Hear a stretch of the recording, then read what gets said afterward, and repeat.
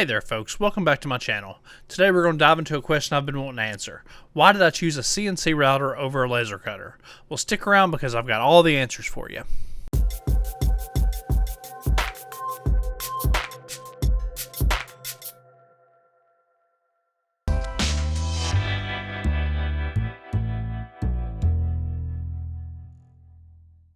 First, let's clear up the basics. The main difference between a CNC router and a laser cutter is just the tool they use for engraving and cutting. A CNC router uses a spinning bit, like the one you find on a woodworking router, while the laser cutter, as the name suggests, it uses a laser instead. The CNC router won me over because it's more budget-friendly and can handle thicker materials. Sure, lasers have their own strength, but for my needs, I thought a CNC was a better fit. If I wasn't already knee-deep in woodworking anyway, a laser cutter may have been a better choice, but since I was already doing woodworking, the CNC router seemed like a more logical choice.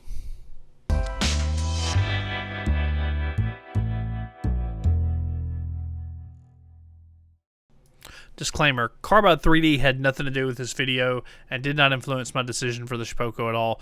This is based on my research and what I thought would be a better fit for my shop. With that being said, let's talk about the star of the show, the Shapeoko. This beast can cut up to a whopping 33 by 33 inches by 4 inch thick material. It's versatile too. It handles aluminum, wood, foam, you name it, it does it.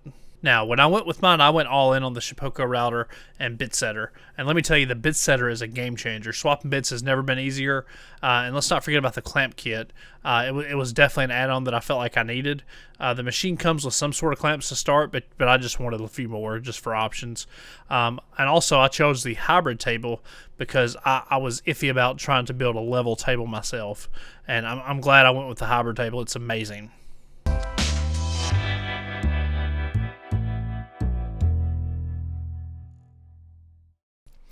So, what have I been up to with this machine? Well, I've embarked on a variety of projects, from spooky Halloween decorations to a beautiful lake map, a sublimation ink holder, a studio sign, and a bunch of other cool stuff.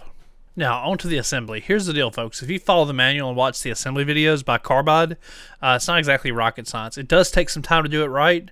I briefly considered doing a build video, but honestly, between the Carbide's manual and setup videos, there was no point. I don't think I could top what was already there, and there's no need for me to reinvent the wheel and just muddy the waters. Their videos are top-notch, and if you follow them, you will have a good, working, solid router.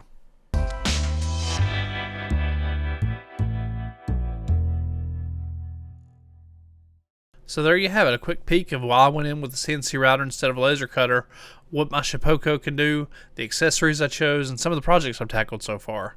I wanted to share this with you to give you a glimpse of what I've been busy with. Stay tuned because more sublimation and now CNC content is coming your way soon. Thanks for watching, and as always, I appreciate each and every one of you. Peace out.